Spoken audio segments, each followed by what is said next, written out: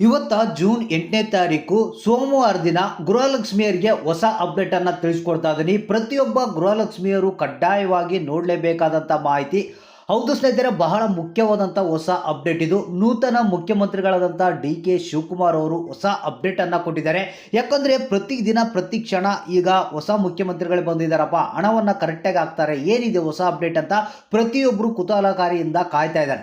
So ಇಲ್ಲಿ ನಿಮಗೆ ಗೊತ್ತಿರ್ಬೋದು, ಭಾಳಷ್ಟು ಮಂದಿಗೆ ಗೃಹಲಕ್ಷ್ಮಿ ಯೋಜನೆಯ ಹಣ ಸಿದ್ದರಾಮಯ್ಯನವರು ಇದ್ದಂಥ ಕಾಲದಲ್ಲಿ ಸರಿಯಾದ ರೀತಿಯಲ್ಲಿ ಹಣ ಬಂದಿಲ್ಲ, ಭಾಳಷ್ಟು ಹಣ ಪೆಂಡಿಂಗ್ ಉಳಿದಿದೆ, ಈಗಾದರೂ ಸರಿಯಾದ ರೀತಿಯಲ್ಲಿ ಬರುತ್ತಾ ಅಂತ ಭಾಳಷ್ಟು ಮಂದಿ ಕಾಯ್ತಾ ಇದ್ದಾರೆ. ಮತ್ತು ಇವತ್ತು ಯಾರ್ಯಾರಿಗೆ ಎಷ್ಟೆಷ್ಟು ಹಣ ಬರ್ಬೋದು, ಯಾವ ಕಂತುಗಳ ಹಣ ಬಿಡುಗಡೆ ಆಗುತ್ತೆ, ಯಾವ ಜಿಲ್ಲೆಗಳಿಗೆ ಬಿಡುಗಡೆ ಆಗ್ಬೋದು ಅಂತ ಭಾಳಷ್ಟು ಮಂದಿ ಕಾಯ್ತಾ ಇರ್ತಾರೆ. ಸೊ ಪ್ರತಿಯೊಬ್ಬರು ವಿಡಿಯೋನ ಪೂರ್ತಿಯಾಗಿ ನೋಡಬೇಕು, ಆದಷ್ಟು ಮಂದಿಗೆ ಈ ಒಂದು ಮಾಹಿತಿಯನ್ನು ಶೇರ್ ಮಾಡಬೇಕು. ಯಾಕಂದರೆ ಪ್ರತಿದಿನ ಈಗ ಗೃಹಲಕ್ಷ್ಮಿ ಯೋಜನೆಯ ಹೊಸ ಅಪ್ಡೇಟ್ ಬಹಳ ಮುಖ್ಯವಾಗಿದೆ. ಯಾಕಂದರೆ ಬೇರೆ ಬೇರೆ ರೀತಿಯ ಚೇಂಜಸ್ಗಳನ್ನು ಮಾಡ್ತಾ ಇದ್ದಾರೆ. ಇನ್ನು ಮುಂದೆ ಕರೆಕ್ಟಾಗಿ ಗೃಹಲಕ್ಷ್ಮಿ ಯೋಜನೆಯ ಹಣ ಜನರ ಖಾತೆಗಳಿಗೆ ಸೇರಬೇಕಂತ ಒಂದು ದೊಡ್ಡ ಮಾಸ್ಟರ್ ಪ್ಲಾನನ್ನು ಮಾಡಿಕೊಂಡಿದ್ದಾರೆ ಡಿ.ಕೆ. ಶಿವಕುಮಾರ್ ಅವರು. ಹೌದು ಸ್ನೇಹಿತರೆ, ಹಾಗಾದರೆ ಬನ್ನಿ, ಏನು ಹೊಸ ಅಪ್ಡೇಟು, ಇಮಿಡಿಯೇಟ್ಲಾಗಿ ಯಾವ ಕೆಲಸಗಳನ್ನು ಮಾಡಿಕೊಂಡ್ರೆ ನಿಮಗೆ ಹಣ ಬರೋದು ಕಂಟಿನ್ಯೂ ಆಗುತ್ತೆ, ಇಲ್ಲಾಂದ್ರೆ ನಿಮ್ಮ ಖಾತೆಗಳಿಗೆ ಹಣ ಬರೋದು ಡೌಟ್ ಅಂತ ಹೇಳ್ತಾ ಇದ್ದಾರೆ. ಸೊ ಹಾಗಾದರೆ ಈಗ ಏನು ಪೆಂಡಿಂಗ್ ಉಳಿದಿದೆ ಆ ಒಂದು ಹಣ ಬರುತ್ತಾ, ಮತ್ತು ಇದ್ರ ಜೊತೆಗೆ ಕೆಲವೊಂದು ರೂಮರ್ಸ್ ಕೂಡ ಎದ್ದೇಳ್ತಾ ಇದ್ದಾವೆ. ಅಂದರೆ ಏನಂದರೆ ಇನ್ನು ಮುಂದೆ 2,000 ಬದಲು 5,000 ಕೊಡ್ತಾರೆ ಅಂತ ಕೆಲವೊಂದು ಕಡೆ ನ್ಯೂಸ್ ಬರ್ತಾ ಇದೆ. ಅದ್ರ ಬಗ್ಗೆನೂ ಒಂದು ಹೊಸ ಅಪ್ಡೇಟನ್ನು ಮಾಹಿತಿಯನ್ನು ನಿಮಗೆ ತಿಳಿಸ್ಕೊಡ್ತಾ ಇದ್ದೀನಿ. ಹಾಗಾದರೆ ಇನ್ನು ಯಾರು 2 ಕಂತು 3 ಕಂತು ಬಂದಿಲ್ಲ, 4 ಕಂತು ಬಂದಿಲ್ಲ ಅಂತ ಕೇಳ್ತಾ ಇದ್ರಿ, ಮತ್ತು ಕೆಲವರಿಗೆ ಹಣ ಬರೋದು ನಿಂತೋಗಿದೆ ಸರ್, ಮತ್ತು ನಮಗೆ ಹಣ ಬರುತ್ತಾ ಇಲ್ಲ ಅಂತ ಕೇಳೋರೇನಿದ್ರಿ, ಪ್ರತಿಯೊಬ್ಬರು ವಿಡಿಯೋನ ಪೂರ್ತಿಯಾಗಿ ನೋಡಬೇಕು. ಇಷ್ಟು ದಿನಗಳ ಕಾಲ ಎಲ್ಲಿ ಹಣ ಸ್ಟ್ರಕ್ ಆಗಿತ್ತು ಅವ್ರಿಗೆ ಇನ್ನು ಮುಂದಿನ ದಿನಗಳಲ್ಲಿ ಕರೆಕ್ಟಾಗಿ ಹಣ ಬರುತ್ತೆ. ಹಾಗಾದರೆ ಈ ಒಂದು ಹೊಸ ಅಪ್ಡೇಟನ್ನು ನೋಡಿ, ಡಿ.ಕೆ. ಶಿವಕುಮಾರ್ ಅವರೇ ಖುದ್ದಾಗಿ ಅನೌನ್ಸ್ ಮಾಡಿರುವಂಥದ್ದು ಮತ್ತು ನೇರವಾದಂಥ ಒಂದು ಮಾಹಿತಿಯನ್ನು ಕೊಟ್ಟಿದ್ದಾರೆ. ಲಕ್ಷ್ಮೀ ಹೆಬ್ಬಾಳ್ಕರ್ ಅವರು ಕೂಡ ಮಾಹಿತಿಯನ್ನು ಕೊಟ್ಟಿರುವಂಥದ್ದು. ಬನ್ನಿ, ಈ ಒಂದು ಹೊಸ ಅಪ್ಡೇಟನ್ನು ತಿಳಿಸ್ಕೊಡ್ತೀನಿ. ವಿಡಿಯೋನ ಆದಷ್ಟು ಪೂರ್ತಿಯಾಗಿ ನೋಡೋದಕ್ಕೆ ಟ್ರೈ ಮಾಡಿ.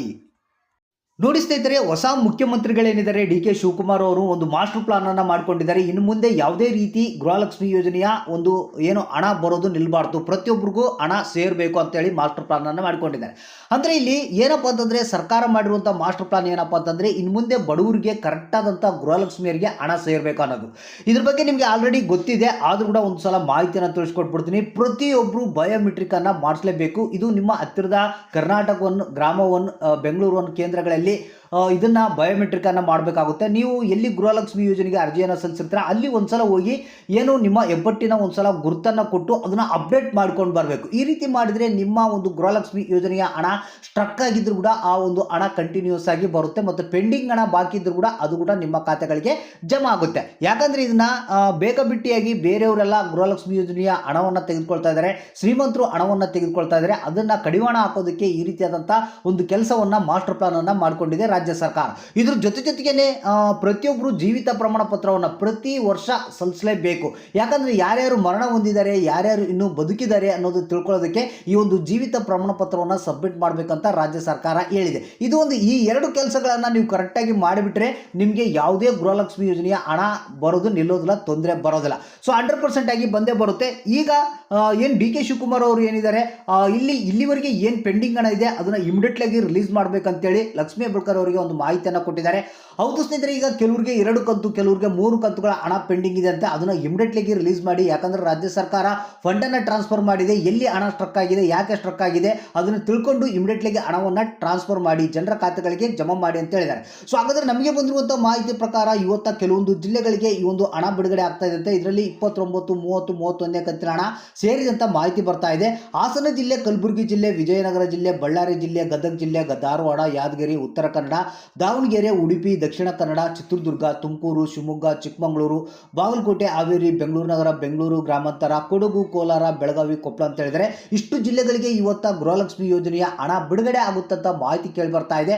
ಸೊ ಹಾಗಾದರೆ ಇಲ್ಲಿ ನಾನು ಹೇಳಿರುವಂಥ ಕೆಲಸಗಳನ್ನು ಇಮಿಡಿಯೇಟ್ಲಾಗಿ ಮಾಡಿಕೊಳ್ಳಿ. ಯಾಕಂದರೆ ಇದ್ರ ಬಗ್ಗೆ ಡಿ.ಕೆ. ಶಿವಕುಮಾರ್ ಅವರು ಭಾಳಷ್ಟು ಸೀರಿಯಸ್ ಆಗಿ ವರ್ಕ್ ಮಾಡ್ತಾ ಇದ್ದಾರೆ. ಪ್ರತಿಯೊಂದು 5 ಗ್ಯಾರಂಟಿಗಳನ್ನು ಸರಿಯಾದ ರೀತಿಯಲ್ಲಿ ನಡೆಸಬೇಕು. ಹಿಂದೆ ಮಾಡಿರುವಂಥ ತಪ್ಪನ್ನು ಮಾಡಬಾರ್ದು, ಮತ್ತು ಈಗ ಜನರ ಖಾತೆಗಳಿಗೆ ಸರಿಯಾಗಿ ಹಣ ಹೋಗ್ಬೇಕಂತೇಳಿ ಎಲ್ಲ ಪ್ರಯತ್ನವನ್ನು ಮಾಡ್ತಾ ಇದ್ದಾರೆ. ನಿಮ್ಮ ಅಕೌಂಟ್ಗಳನ್ನು ಚೆಕ್ ಮಾಡ್ತಾ ಇರಿ, ಯಾವುದೇ ಕ್ಷಣದಲ್ಲಿ ಬೇಕಾದರೂ ನಿಮ್ಮ ಖಾತೆಗಳಿಗೆ ಹಣ ಬರ್ಬೋದು. ಹಾಗಾದರೆ ತಪ್ಪದೆ ಕಮೆಂಟ್ ಮಾಡಿ ಯಾರಿಗೆ ಹಣ ಬಂತು, ಯಾರಿಗೆ ಇಲ್ಲ ಅನ್ನೋದನ್ನು.